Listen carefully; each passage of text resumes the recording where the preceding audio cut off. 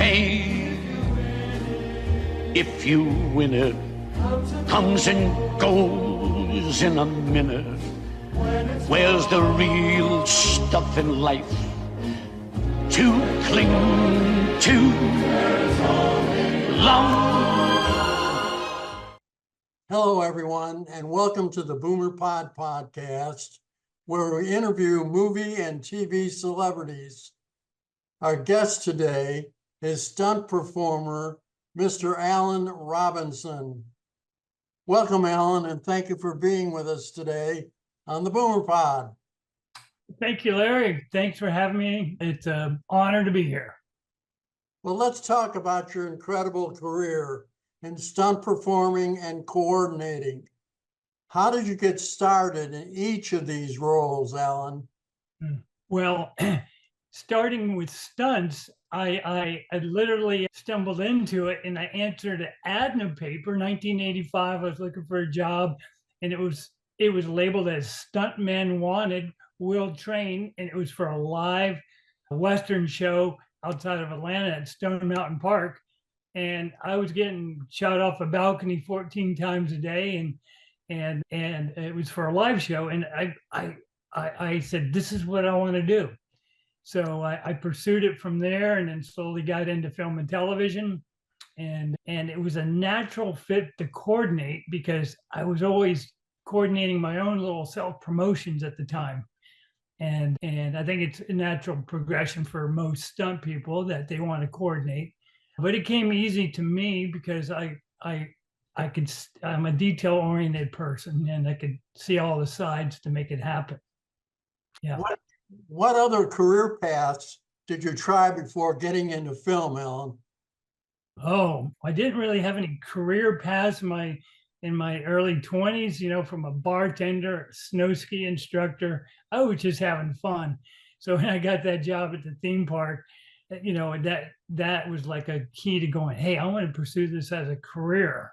And of course I did, but I was thinking about being a pilot. My dad was a Green Beret in Vietnam. He wanted me to become, a soldier. He had friends that were Navy SEALs, and I was a competitive swimmer as a kid. So he said, hey, you'd probably make a good SEAL, not knowing exactly what's involved with it. But I wish I would have pursued that. But I pursued stunts, and here I am. Well, tell us about some of your TV and movies. How about Forrest Gump, back to '94, where you were a stunt double for everybody's friend, Tom Hanks?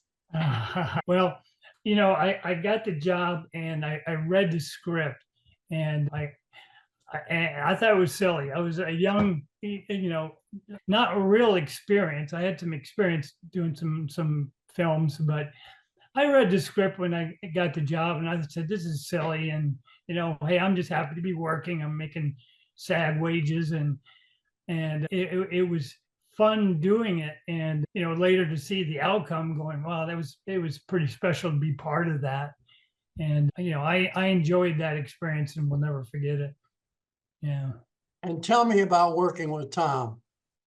Well, back on Forrest, we didn't have a lot of interaction. I mean, he was showing me how to, how he runs and holds his hands, and and I had to. He showed me, well, here's how I would swim, because that was me swimming to the pier to Lieutenant Dan, which is in the wheelchair. Tom, and that's parlayed into working with him on, maybe you have that in front of me, 6 or 7 other shows since then. And Tom is just generous. He's funny. He's kind. He's a pleasure to work with. He's a real pro. We could be joking at craft service, and then we go on the set and it turn on to 100%, professional filmmaking. So he's a real gem. I've been very blessed to work with him. Well, let's move up a couple of years to Scream 2 in '97. Tell us about Ghostface. Ghostface. Well, I worked on the first Scream movie, Scream, and I doubled Matthew Lillard, who played Stu. And so I had a TV crashed over my head, one of the final scenes. Then Scream 2 came along, and Tony Caesar, the stunt coordinator on those 2 films, he hired me again on Screen 2, and I was doubling Timothy Oliphant, which turned into a few more shows with him down the line. But they had me play Ghostface. I did most, but not all, but most of the Ghostface killing. So, it was a challenge. It was really fun working with Wes Craven because he's just a wonderful, gentle, creative soul, and he was giving me these notes on how to make Ghostface come to life, but how each time I did a stabbing, how to make it look different. And that was a challenge for me. Like, how do you make a blank face look different each time you stab somebody? But he gave me great notes and great direction, and rest is history, as they say. Let's move forward. How about The Mule in 2000 with Clint Eastwood? Well, Clint. So Clint, guys, what an iconic, historic, wonderful actor, director, writer, producer, person. He's so iconic. I first met him when I was working on the movie Sully. And in Sully, I was doubling Tom Hanks as Sully. And I was in New York on the Hudson River on a ferry boat, all dressed up and looking like Sully. And I'm meeting Clint for the first time. It was me and another stunt person. And Clint was asking me how I, how my relationship with Tom and how I'd work with him and doubled this, doubled that. And Clint looked at me and went, "Have you ever doubled me?" And I was dumbfounded by that. He caught me off guard. I know he was kidding because I know who's, his stunt doubles have been, and he's much older. And I said, "No, sir." And a little backstory was when I was doing those live shows that I mentioned, these Western shows, I was always tall and slim, but I modeled my character after Clint Eastwood. So, I had that. I would imitate that scowl and kind of do his voice when I was a character. So now cut to a couple years later. Now I'm working on it. The Mule was getting ready to start production, and the stunt coordinator Doug Coleman calls me up and says, "Hey, I'm doing this show with Clint. I think you might make a good double for him." And I replied by saying, "Well, Clint thinks I would," and I got the job. That's terrific. Now, you doubled Tom Hanks for 7 films, but you also doubled Jim Carrey 3 times. Tell us about Crazy Jim. Well, Jim, the first movie was Batman Forever. And he, Jim's career was, just starting it, skyrocketing up, and just coming off of like The Mask and some of his other hits at the time. And we at the time would sit in the makeup chair 6 a.m. in the morning, getting our makeup put on as the Riddler, and he would be 100% full board 6 a.m. and everybody's just waking up, just surviving after long days. And that was my first experience with him. And then I Love You, Philip Morris. I worked with him, and the last thing I did with Jim now was I was on the Jimmy Kimmel show, doubling Jim for an intro piece for him entering the Jimmy Kimmel show. Now I hadn't seen him in years, and he was still crazy, but he was a much more mature, older Jim Carrey. It was neat to see from that young, out of control to a little bit more mature Jim Carrey. Yeah. Okay. And Captain Sully got some terrific reviews. Give us your take on that with Tom Hanks. Ooh, well, Sully was just an honor to work on because it's based on based on a real story, a historic film. So it was neat to be part of that, and meeting Captain Sullenberger, the actual Captain Sullenberger, and filming in some of the actual locations in the Hudson River where it actually landed, the plane landed. Just being part of that was just incredible experience for me. Okay, now let's go on to some awards. You were a nominee for a SAG award for Sons of Anarchy. Tell our audience about that. Well, I think it was an stunt ensemble nomination, and Sons of Anarchy, Eric Norris, stunt coordinator, who put together some fantastic scenes. I was doubling Tommy Flanagan, who played this character Chibs. So I worked on 5 seasons of the show, and it was fun because you're ripping around on a motorcycle, you're doing chase scenes, you're doing crashes, and you're dressed the part of this, this make-believe gang, and it was a real fun show to work on. But the action that was put together was good enough to be nominated for Screen Actors Guild Award. So that was an honor. What do you consider your greatest accomplishments, Alan? I would say marrying Sandra D. Robinson. Is she in the other room? She is not. She is not. So I'm not obligated to say that. How about work related? Oh, greatest accomplishments. Gosh, it's hard to nail down one. Each film show that you're part of is unique. They have unique challenges. Some you're more proud of than others. One that it doesn't seem like it's a very big stunt film because it wasn't really so much stunts, but it was very creative. But I was a coordinator on a movie, Polar Express. Polar Express was filmed in motion capture. It was the first feature-length feature film filmed in motion capture. So there were unique challenges. And Robert Zemeckis, now this is another time I'm working with Tom Hanks. Robert Zemeckis, those two were, Robert Zemeckis was the director of Forrest Gump, and I was the stunt coordinator. And we had unique challenges, and I had to do some wire work to fly people in this motion capture stage and do some very creative things. So it was a neat experience, and it felt like it was a good accomplishment to work on a first ever motion capture film. Not that it was big stunts. We weren't doing big crashes and turnovers and fights and fire, but it had a lot of creative challenges. And tell us about some of your other challenges, both initial and current. Good question. So I like challenges. I mean, so when somebody says, and that's part of one reason I like doing stunt rigging, because stunt rigging is figuring out problems. So as a stunt rigger, you may have a director come in and say, well, I need this character to fly across over here and over here. I need this action to happen. But you're looking around, there's like, I have to figure a way to make that happen. And you do.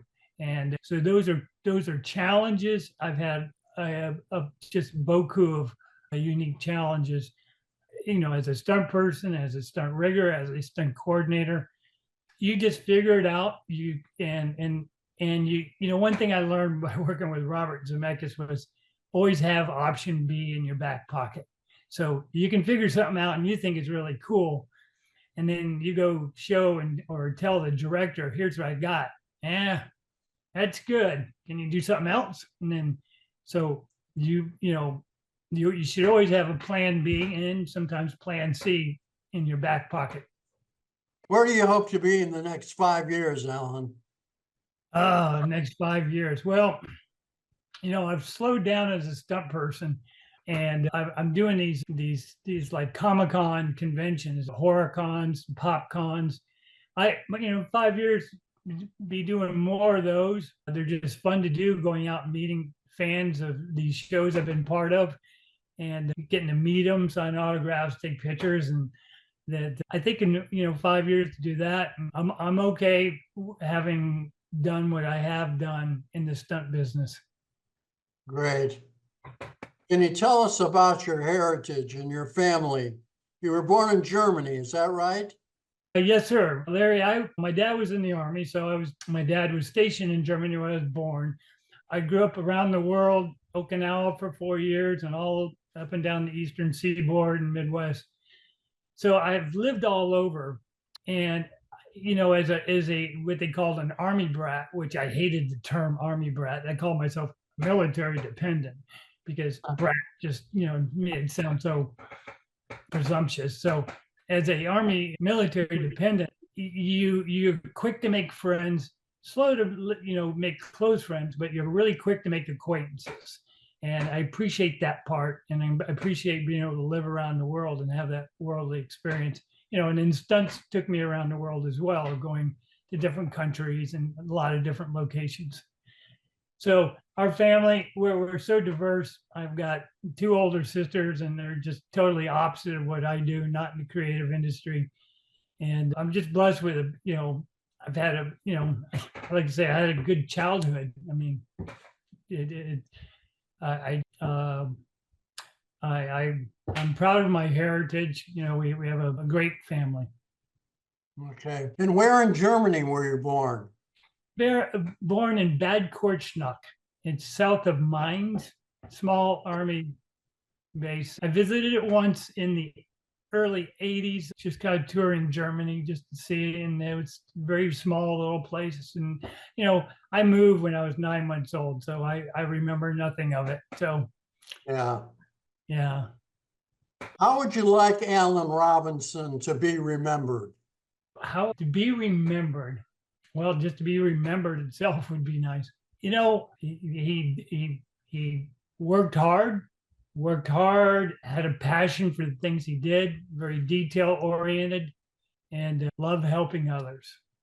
When I asked you about your accomplishments, the first thing you mentioned was your wife. Tell us about that marriage. Well, happy to. Actually, Sandra Dee, I met her at a pre-Emmys award party in LA. And I just thought she was so beautiful. And she's an actress. As a stunt guy, I never want to get involved with an actor. They just did. I don't mesh with that drama. I'm, not going down that path. But there's something about her. She didn't meet that profile. But I crossed paths with her for 3 years before she went out with me. And each time I saw, I would try to, get together for a cup of coffee, but she was always too busy. She never said no, but it took 3 years of asking her out. We got married, and actually, that was 2005. Yeah. And you were happily married, and our kids are 3 horses and 2 German Shepherds. Now, there's a very famous actress, Sandra Dee. Is that your wife? Not the Sandra Dee you're probably thinking about. No, she's much older. My wife is younger than me, but she gets that a lot. That's her real name, Sandra Dee. She spent 13 years on soap operas and then did daytime TV or nighttime TV like 2.5 Men and Criminal Minds and things like that. But her first job lasted 9 years. For an actor, that's pretty good, So acting came pretty easy to her. But I can't say enough how blessed I am to be married to her, because she's a good fit for me, because I'm a handful, she's a handful, and we know how to. That's wonderful. What have I missed, Alan? Anything that you'd like to mention or pitch? Well, I'm doing the cons, but it's something I do non-stunt related. Is the last 10 years I've been on Texas Search and Rescue team. It's called TXR, Texas Search and Rescue, and it allowed me to apply some of my stunt skills to help others. So I'm a swiftwater rescue technician, a rescue boat operator. I do so much with search and rescue, but it was a perfect mesh with the skills and the mindset that I did for 35 years in the stunt industry. So that's my passion now, and I do that to help others having the worst day of their life. It's just a pleasure. Or it's not really a pleasure, it's an honor to be there helping other people. And where does this take place? Throughout the state of Texas. I'm in Central Texas, and we have divisions throughout the whole state. I get called out to events that are different parts of the state. If I'm available, I will make them, but certainly all the Central Texas events. Well, will you join us again in the future to share any updates in your career? I would love to, Larry. It's a pleasure, speaking with you. And I can just say it's been a great ride, as far as being a stunt person. I've done the things I wanted to do and experience, getting to travel, getting to work with so many different types of people, and figuring out creative challenges and making a product that entertains people. That's the end game of you making movies is, you're making something that people can go and see and be taken away from this crazy world. Well, be well, Alan, and thank you for the interesting conversation. Larry, thank you. I appreciate it. Bye-bye. All right. See you later. And you will be happy too.